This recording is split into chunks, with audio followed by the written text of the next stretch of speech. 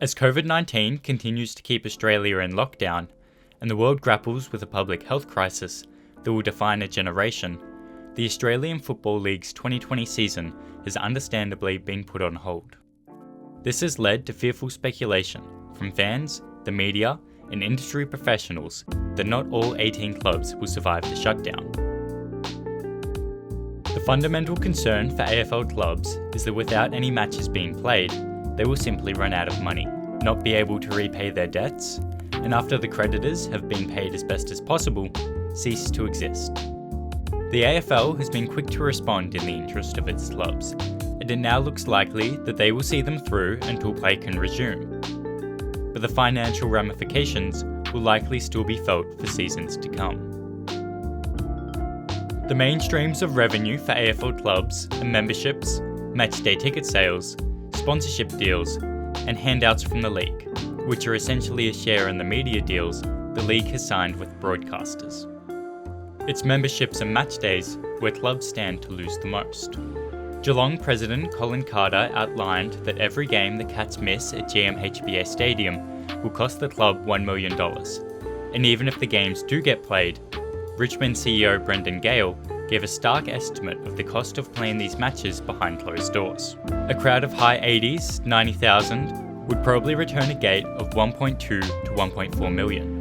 That's one game. You extrapolate that, and it's a big number.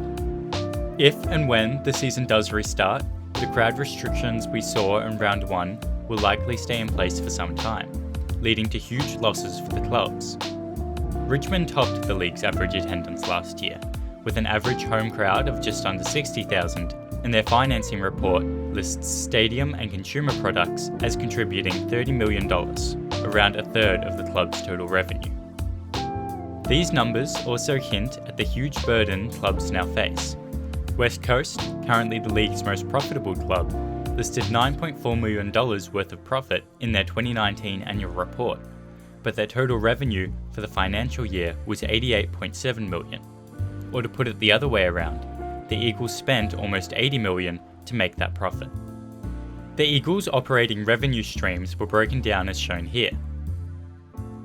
Before even considering the other areas, removing the Eagles' match revenue entirely wipes out their profit. The lack of matches and physical distancing restrictions will see areas like corporate hospitality and functions take a hit, while memberships, sponsorship, signage and merchandise figures will likely all decrease this year as well. All of a sudden, the balance sheet of the AFL's most profitable club begins to look a little less stable. The clubs, of course, will endeavour as best they can to only spend what they have. So while revenue will be down, so too will be spending. Indeed, in contrast, North Melbourne were able to turn an admittedly small profit in 2019 off the back of only $44.6 million in revenue. So don't expect the Eagles to all of a sudden post an $80 million loss. What is clear, however, is that there is a minimum clubs need to spend in order to function, with football operations listed as a $25 to $30 million expense in most reports. Clubs that have enjoyed recent profitable spells like West Coast, Richmond, Collingwood and Hawthorn will be able to turn to their cash reserves. As clubs are not run for profit, the bulk of this surplus can be held by the club for a rainy day. Smaller, less profitable clubs, however, do not have this luxury. This is why we've seen clubs stand down their employees, players take pay cuts, and key figures like Chris Scott give up his entire paycheck while the league is on lockdown. With matchday revenue dried up, it's no surprise then that the clubs have been committed to trying to retain their members. With most members already paid up or committed to be by the time the season begun, this money is now a key source of income for the clubs, and Collingwood president Eddie Maguire became rather feisty when asked about potential refunds for members by Channel 9's Tony Jones. If you believe that the clubs and the AFL is important, please stick with us at the moment. If we don't have enough people putting their hand in their pocket, there will be no club. It's as simple as that. This is desperate stakes, and don't try to make a headline or a fool out of me. The whopping $26.5 million in Eagles membership figures is an outlier across the league, accounting for 30% of total revenue. all clubs still rely heavily on this money. At North Melbourne, membership still accounts for 15% of total revenue, while at Maguire's Collingwood, their report lists the combined membership and matchday revenue of $31 million. That represents over 40% of the club's total. While the discussion over the moral and social obligations that clubs hold to their members during this time has been hotly debated in the media, the situation remains stark. If an entire season without fans is a disaster, a season without members is a financial catastrophe. The huge sums of broadcast money that has been the driver of much of the game's growth over the last decade is also now in question. The AFL's current broadcast rights deal with partners Seven, Fox Sport and Telstra is worth $2.5 billion over 6 years, dividing out to $417 million a year, meaning it accounts for over half of the total revenue of the AFL itself. Assuming 22 home and away games per team and 9 finals, that equates to an average of about $2 million a game. This is rough, of course, as the rights deal breaks down into more subtle detail, but for the sake of the argument, the reduction to a 17-game season alone would then cost the AFL $90.5 million. Details around how exactly this season's media deal will work are only likely to be ironed out once we have a clearer picture of what the season will look like. Although Channel 7 has already stated they believe the value of the games that will be played are now also diminished given the empty stadiums and shorter match durations, so it would not be out of the realm of possibility that the AFL will lose $100 million from its broadcast deals this season. What then is being done about it? The AFL has understandably taken a leading role in managing the crisis. AFL CEO Gillon McLachlan has been outspoken in his desire to protect the teams. We're going into this with 18 clubs, we'll come out with 18 clubs. To do this, the AFL have secured a line of credit from NAB and ANZ, which will enable the league to borrow up to $600 million as they continue to navigate the economic fallout from COVID-19. To this end, the AFL's decision to purchase Melbourne's Dockland Stadium in 2016 for $200 million rather than simply wait for 2025, when the venue was to be handed to the league for $30, has proved a masterstroke, with the value of the stadium providing sufficient collateral to satisfy the league's lenders. While this line of credit has given the AFL some financial breathing space, the implications if the league does indeed throw itself into debt could be felt for decades to come. The burden of debt is also an issue the clubs are fully aware of.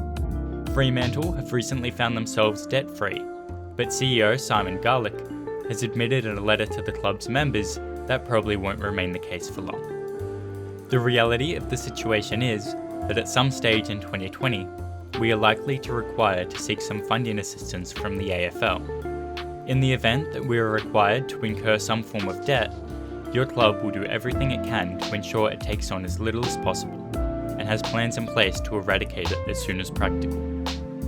The hesitancy to enter into debt is driven by the clubs wishing to maintain a degree of financial and operational independence. While the AFL is eager to see its clubs through the crisis, it will also impose restrictions on any club on the assisted list, ensuring that the league's money is not being wasted. As of mid-April, 6 of the league's clubs had confirmed they would not be seeking AFL assistance. These are Adelaide, Collingwood, West Coast, Hawthorn, Richmond and Essendon, with the Bombers' president Lindsay Tanner also writing to the members to justify the position. Assisted clubs will be required to work closely with the AFL around the in-depth club reporting, and will also have to stringently work with the AFL-approved parameters with respect to expense management. And although the financial backing of the assisted club is guaranteed by the AFL, it is not lost on us that a significant portion of the club's independence would be compromised. The players will also feel the burden of COVID-19, agreeing to a 50% pay cut until May 31. After this point, if games have not returned, that will increase to a 70% reduction, with the deal seen as a compromise between the needs of the players and the clubs that have to pay them. There will be some relief provided by the federal government as well. Club and AFL staff will qualify for JobKeeper payments of $1,500 a fortnight, enabling clubs to keep more staff employed while the AFL Players Association has also confirmed that listed rookies and other lower earning first and second year players will be eligible for the subsidy as well, with the number of players who receive the government-backed payment set to increase if the 70% wage cut does indeed kick in. For the clubs taking AFL assistance, the decrease in media money will be balanced by the AFL's loans, and indeed, these are the teams that will need it the most. Even before the lockdown, these payouts were given on a needs basis, with the AFL using them to prop up the otherwise financially struggling expansion teams, who received over $50 million combined in 2019. The 6 teams mentioned above were each given around $15 million or less last season.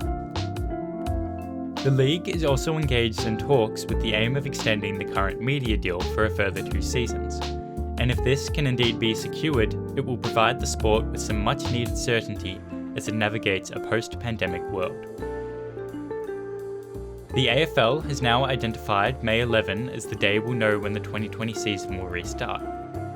The incredible work done by healthcare workers and everyday Australians means a return for footy in June is now a realistic possibility, and as good as it will be to see our players running around again, with so much still unknown, the landscape of Australian football will likely never be the same again. From all of us at Footy A2Z, we wish you, your friends and your families well in these trying times. And if you have any further questions on coronavirus's impact on the AFL, we'll do our best to answer them below.